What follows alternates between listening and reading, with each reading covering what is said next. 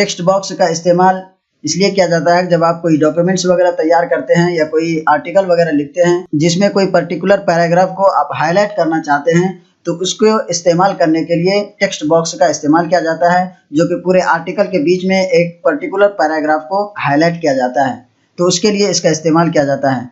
तो चलिए सबसे पहले हम यहाँ पे टेक्स्ट ले लेते हैं। यहाँ से हम टाइप करेंगे इक्वल रेंड और ब्रैकेट इंटर करेंगे। टेक्स्ट हमारे पास आ चुका है। अब हम इसमें एक पैराग्राफ आपको किसी भी पैराग्राफ को यहाँ पे हाईलाइट करके दिखाएंगे, तो उसके लिए हम इसका इस्तेमाल करेंगे।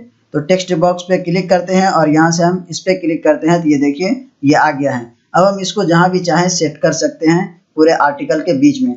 अभी ये देखिए जहाँ पे हम बॉक्स ले गए हैं ये टेक्स्ट ऊपर और नीचे आ गया है और दोनों साइड में खाली है। तो इसको सेट करने के लिए इससे पहले वीडियो में हम बता चुके हैं रैप टेक्स्ट के बारे में, कि इसमें आकर के इसको हम सेटअप कर सकते हैं। तो चलिए यहाँ से हम सबसे पहले वाले पे क्लिक करते हैं, टाइप पे। अब देखिए ये बॉक्स है हमारा और टेक्स्ट इसके दोनों साइड में आ चुका है और जो हमारा पैराग्राफ है जिसको हम हाईलाइट करना चाहते हैं वो इसके बीच में है। इसके अलावा इसमें और भी बहुत सारी सेटिंग्स है, इसके बारे में हम पहले बता चुके हैं। उस वीडियो को देख करके आप आसानी के साथ समझ सकते हैं। इस तरीके से अगर किसी पैराग्राफ को हाईलाइट करना हो तो उसके लिए इसका इस्तेमाल किया जाता है। तो चलिए हम इसको सिलेक्ट करके और इसमें हम कुछ टाइप कर लेते हैं।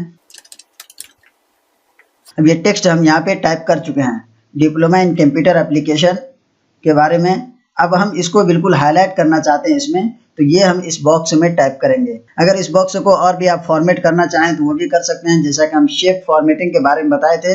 सेम ऑप्शन ये टेक्स्ट बॉक्स का जब हम इस्तेमाल करते हैं तो वो भी आ जाता है। जैसे देखिए कि अभी हम इस टेक्स्ट बॉक्स को सिलेक्ट करते हैं तो यहाँ पे ऊपर में ऑप्शन आ गया है फॉर्मेट का। जैसे हम इस पे क्लिक करते हैं तो सेम ऑप्शन है जो हम पहले वीडियो में शेप वाले वीडियो में बताए थे, शेप फॉर्मेटिंग करके सेम ऑप्शन यहाँ भी आता है। इसको आप किसी भी तरह से फॉर्मेट कर सकते हैं। अगर आप इसको फिल कलर करना चाहते हैं तो कोई पर्टिकुलर कलर भी दे सकते हैं। और यहाँ भी देखिए बहुत सारे शेप पहले से बने हुए हैं, इसमें से भी आप किसी को भी यहाँ से इस्तेमाल कर सकते हैं। जैसा देखिए अभी हम यहाँ से इसको सिलेक्ट कर लेते हैं। अगर आप टेक्स्ट का कलर चेंज करना चाहें तो वो भी आप यहाँ से कर सकते हैं, जैसा कि इससे पहले हम बता चुके हैं दूसरे वीडियोस में। यहाँ से आप टेक्स्ट का कलर वगैरह भी चेंज कर सकते हैं और इसको हाईलाइट कर सकते हैं। इसमें इफेक्ट वगैरह भी डाल सकते हैं, जैसा कि शेप वाले में हम डाल के दिखाए थे।